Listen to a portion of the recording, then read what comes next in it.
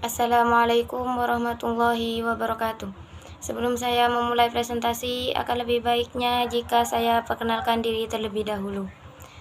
Perkenalkan, nama saya Nurul Holidah, NIM 211105010031 dari kelas Perbankan Syariah 1 Fakultas Ekonomi dan Bisnis Islam. Saya dari kelompok 4 yang akan menerangkan tentang sumber dan dimensi ajaran Islam. Saya akan menjelaskan sumber ajaran Islam. Yang pertama yaitu Al-Quran. Apa sih Al-Quran? Al-Quran secara bahasa berasal dari kata qara'a, yaitu bacaan. Sedangkan menurut istilah, Al-Quran ialah kalam Allah yang diberikan kepada Nabi Muhammad SAW melalui malaikat Jibril, dan cara penurunannya secara mutawatir, dan yang membacanya akan mendapat pahala. Alasan Al-Quran diturunkan sebagai penyempurna kitab-kitab sebelumnya. Kedudukan Al-Quran sebagai sumber hukum Islam. Al-Quran merupakan sumber hukum yang paling utama dan pertama, serta yang paling tinggi tingkatannya dibandingkan dengan sumber hukum yang lainnya.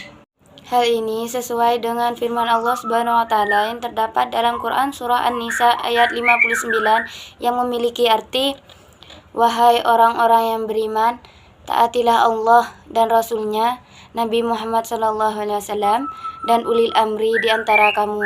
Kemudian jika kamu berbeda pendapat tentang sesuatu, maka kembalikanlah kepada Allah Subhanahu wa taala, yaitu Al-Quran, dan Rasul-Nya, yaitu Al-Hadis.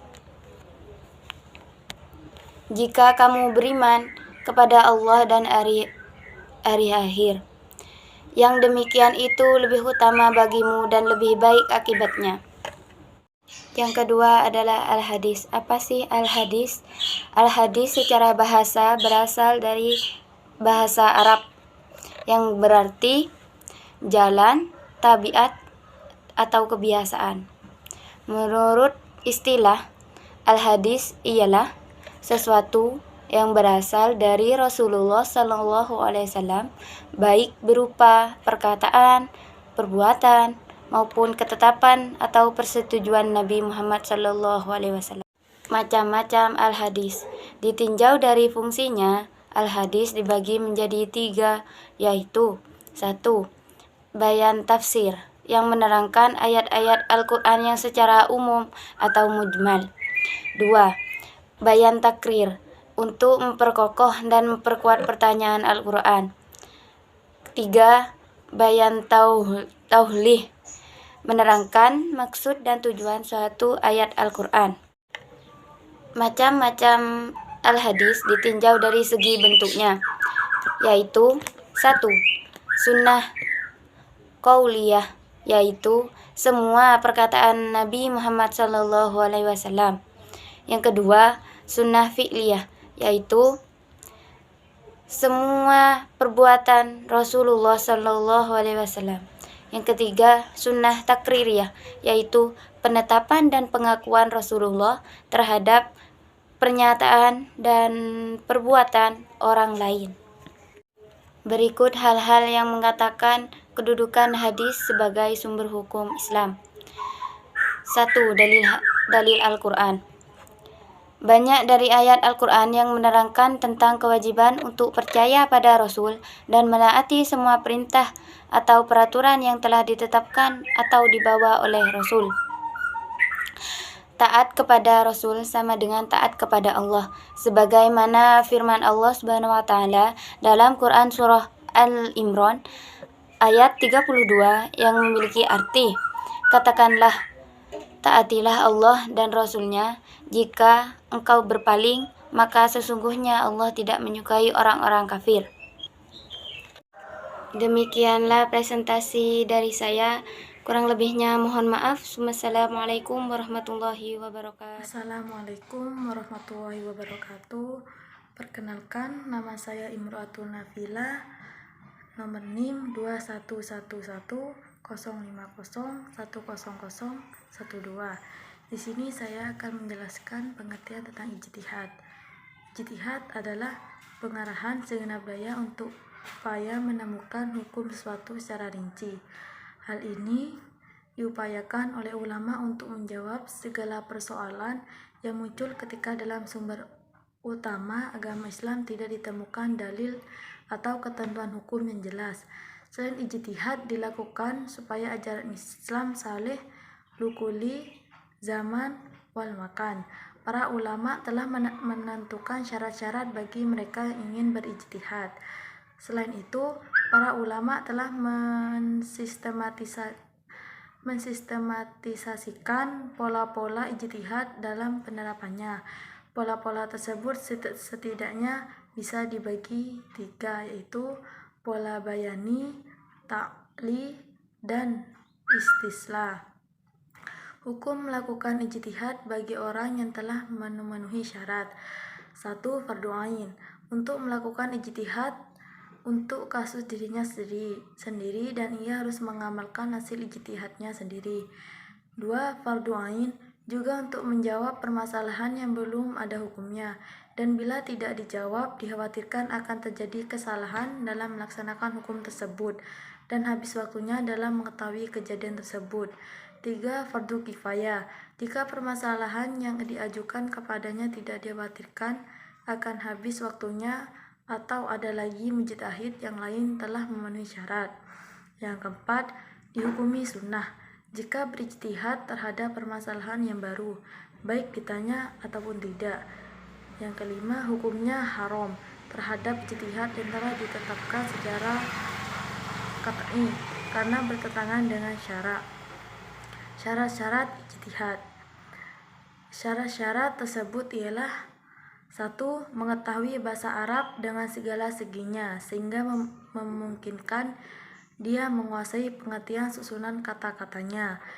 2. Mengetahui Al-Quran. Dalam hal ini adalah hukum-hukum yang dibawa oleh Al-Quran beserta ayat-ayatnya dan mengetahui cara pengambilan hukum dari ayat tersebut. Yang ketiga, mengetahui hadis-hadis Nabi SAW, yaitu yang berhubungan dengan hukum-hukum syariah sehingga ia dapat mendatangkan hadis-hadis yang diperlukan dengan mengetahui keadaan sanadnya.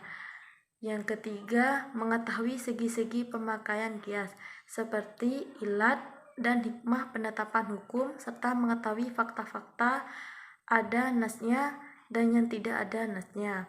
Yang kelima, mampu menghadapi nas-nas yang berlawanan.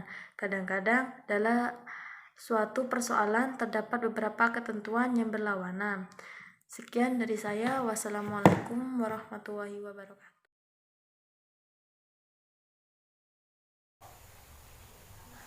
Bismillahirrahmanirrahim. Assalamualaikum warahmatullahi wabarakatuh. Selamat siang kepada Ibu Putri Kamilatul Rahmi selaku dosen pengampu mata kuliah pengantar studi Islam dan teman-teman semuanya. Sebelumnya izinkan saya memperkenalkan diri terlebih dahulu. Nama saya Sofiatul Maufiroh, NIM 21105010006. Saya dari kelas Perbankan Syariah 1, Fakultas Ekonomi Bisnis Islam. Saya akan mempresentasikan tentang sumber dan dimensi ajaran Islam. Untuk itu, saya akan melanjutkan pembahasan yang telah dipresentasikan oleh pemateri sebelumnya. Saya akan mempresentasikan tentang dimensi-dimensi ajaran Islam. Sebelumnya, dimensi-dimensi ajaran Islam itu apa sih?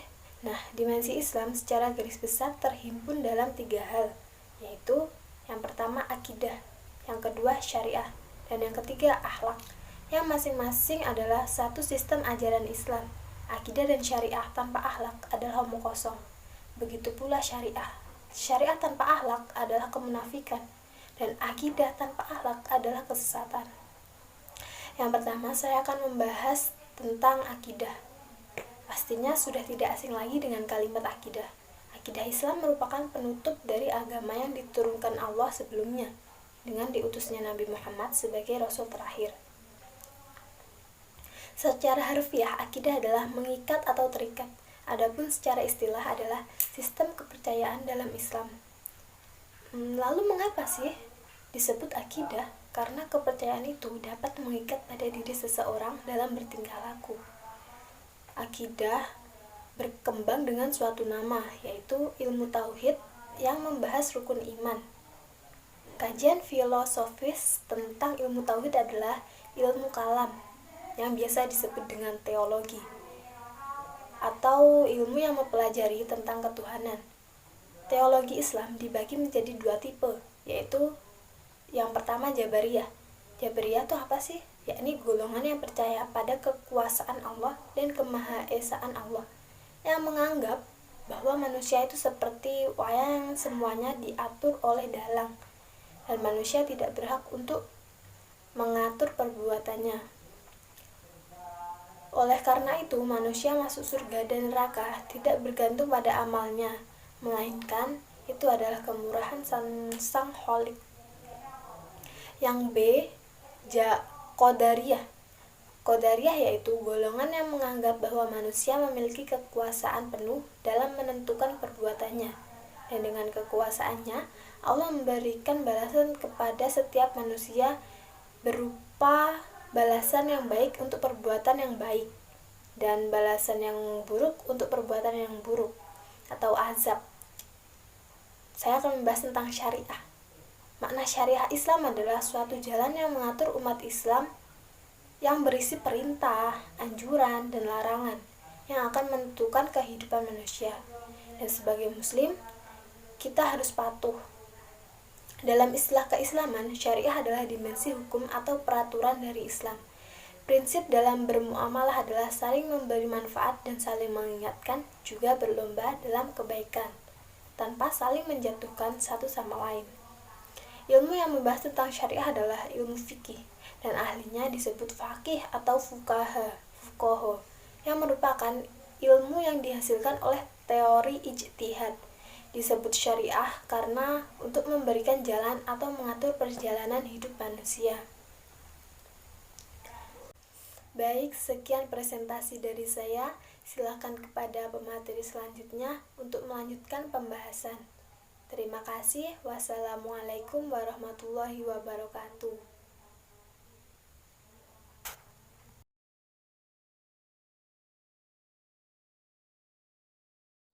Nama Muhammad Khairul Anam, NIM 211050-114 dari kelompok 4 Prodi Perbankan Syariah 1. Di sini saya akan menjelaskan dimensi ajaran Islam yang ketiga, yakni akhlak. Apa sih akhlak itu? Secara etimologis, akhlak adalah perangai, tabiat, kelakuan atau watak, kebiasaan dan peradaban yang baik. Menurut ilmu tasawuf, akhlak berasal dari jamak bahasa Arab yang artinya budi pekerti. Jamak tersebut mengandung kata kholik, berarti pencipta, dan memiliki kaitan erat dengan kata makhlukun, yakni yang diciptakan.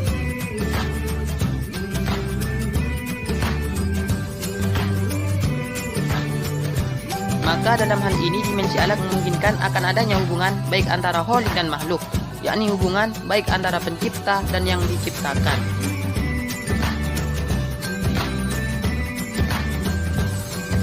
Sedangkan secara terminologis banyak sekali yang berpendapat tentang definisi akhlak, diantaranya yaitu: pertama, menurut Imam Al-Ghazali, akhlak adalah sifat yang tertanam dalam jiwa dan dapat melakukan perbuatan dengan mudah tanpa memerlukan pertimbangan dan pemikiran. Oleh sebab itulah akhlak dibagi menjadi 2 tipe, yakni akhlak terpuji yang biasa disebut dengan akhlak mahmudah dan akhlak tercela yang sering dikenal dengan sebutan akhlak mazmumah. Kedua, menurut Profesor Dr. Ahmad Amin, akhlak adalah sesuatu yang dibiasakan. Artinya, bahwa bila dalam berkehendak menjadikannya itu sebuah kebiasaan, maka kebiasaan itulah yang disebut dengan akhlak.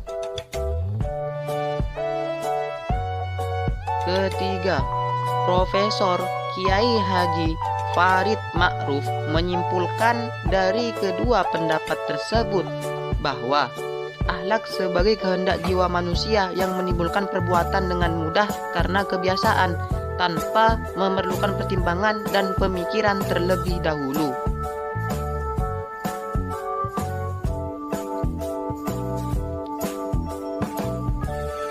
Jika syariat membicarakan tentang syarat, rukun, sah dan batal, maka akhlak menekankan pada kualitas perbuatan. Contoh, segala perbuatan dilihat dari niatnya.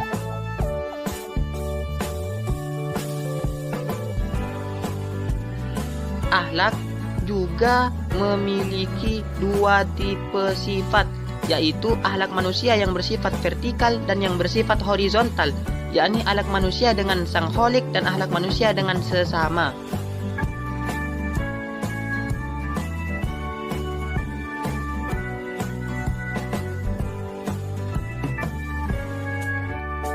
Maka dari itu, kualitas dari sebuah keberagaman pun ditentukan oleh nilai dari sebuah akhlak.